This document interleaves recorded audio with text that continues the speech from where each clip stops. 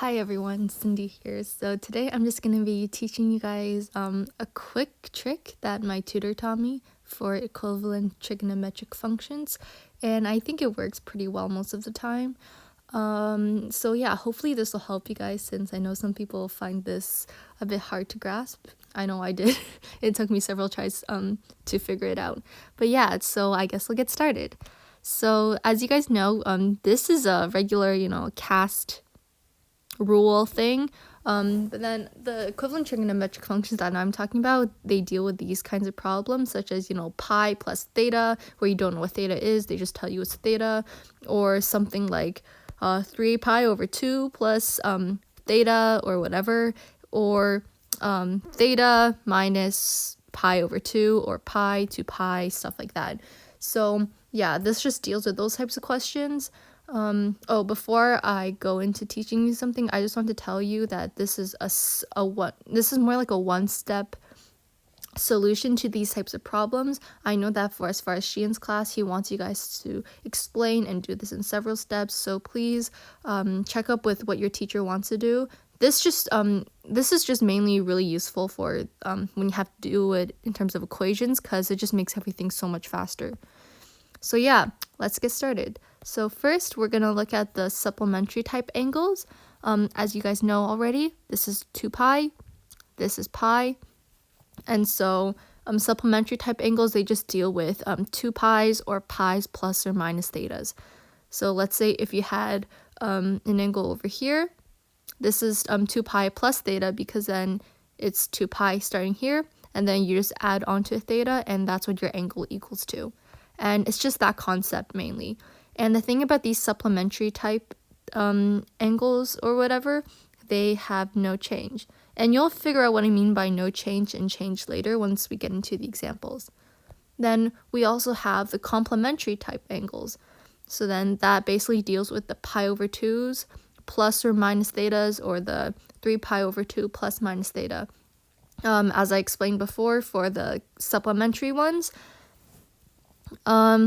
let's take a look at this angle here. If you look, it's in the pi over 2, so this is pi over 2, and if this was theta, you're technically subtracting a theta, which gives you this angle over here.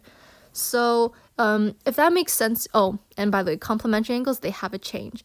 So if that part makes sense to you, then we can probably get started onto an example and what I mean by change or no change. So let's take a look at sine pi plus theta. So first, we want to figure out what type of angle this is. Is it a supplementary angle or is it a complementary angle? So because this is pi plus theta, we know that we have one over here, and this is a supplementary type angle. So perfect. We know that there's no change. So we're just going to draw out what quadrant that would be in. So this is pi, and if we were to add a theta, then this would be where the angle is. And that angle is in quadrant 3. In quadrant 3, only tan is positive. So we know that this starts off with a negative, since this is a sine. This gives you as a sine. And the great thing about having these supplementary angles is because there's no change, what you're given in the question is what you end off in the question. Negative sine. And honestly, for this part here, that was honestly the hardest part to figure out. The easiest part is just copying down whatever is on this side. So that's great. So honestly, it's not that hard once you really do it. So we can always try that with secant. So before we start, I just want to let you know secant is just the same as 1 over cosine. And the same rules to cosine would also apply to secant in this case. So 2 pi plus 3 theta. So we're just going to ignore the 3 for now, because it doesn't really mean anything. It just tells you how much that theta is. Because when you're simplifying it just really doesn't do anything, So 2 pi, we know it's this one. And if we were to add a theta plus theta, it would be in quadrant 1. And as you know, in quadrant 1, every single thing is positive. So we know that this starts off as the positive. You don't have to write the positive sign here. This is just for, this purpose.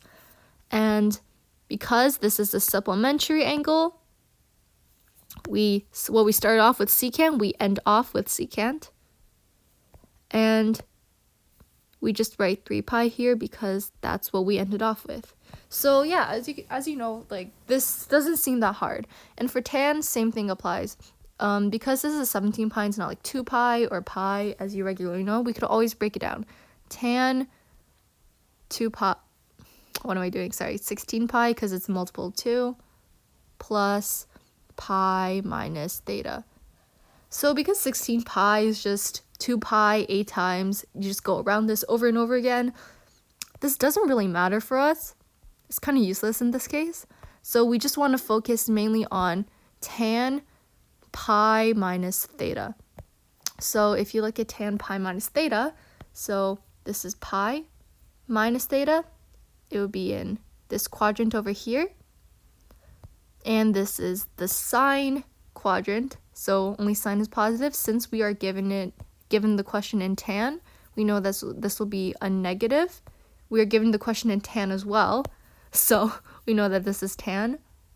And if we look at this, it's just theta. So as you can tell, the supplementary ones are really, really easy, and the complementary ones are really easy too, except you just need to consider one more step. So if you remember what I said about no change, what I base, just a refresher, it's what you are given in the question is the same as what you end off in the question. As you can see here, secant, tan, that stuff, right? So what I mean by changes is that if you're given sine in the question, then you end off your answer in cos, or vice versa. If you're given your answer in your question in tan, you end it off in cotangent, or if you're given your question in cotangent, you end it off in tan.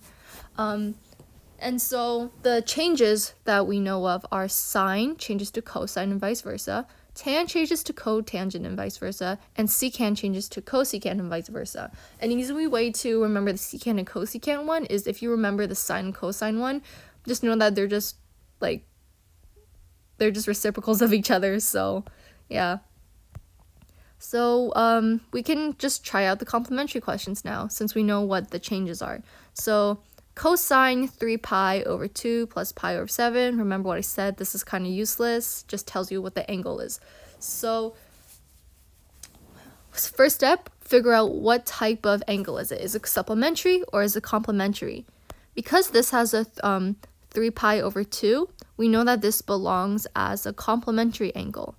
So if we were to draw this out here, 3 pi over 2, which is this one, plus an angle, this angle being pi over 7, we know that this is in quadrant 4.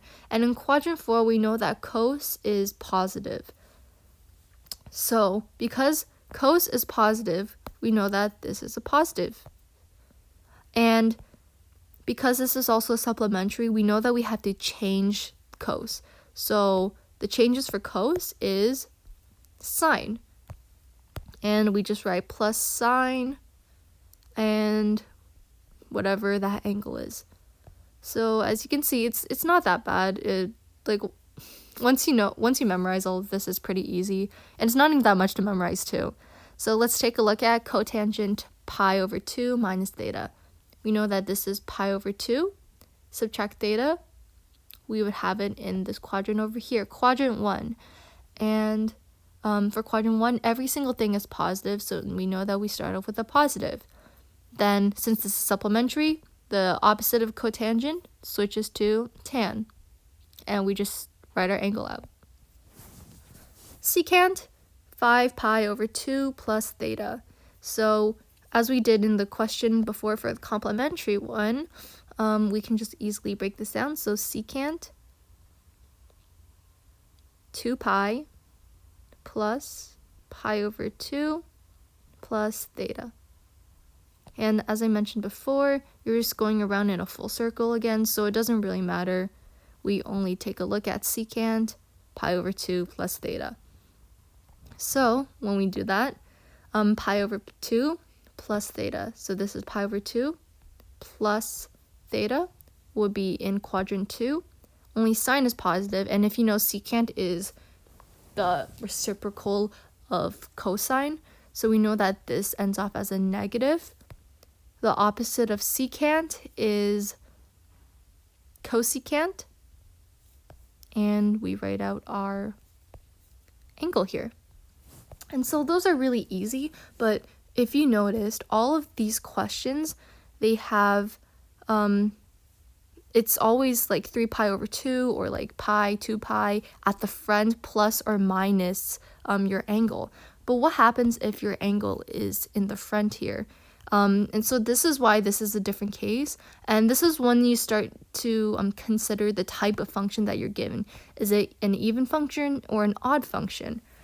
So if you remember what an even function is when you reflect it, it basically looks the same. So for example, a cosine function, these are even functions, so this is what you start off with originally, but then once you reflect it all over the y-axis, you end up with the same type of, it looks the exact same basically in the exact same place. And yeah, so all cosines and secant functions, they are even functions. Now, if you look at odd functions, it's when you reflect it on the y-axis, but then it flips around. So let's take a look at a sine graph, for example.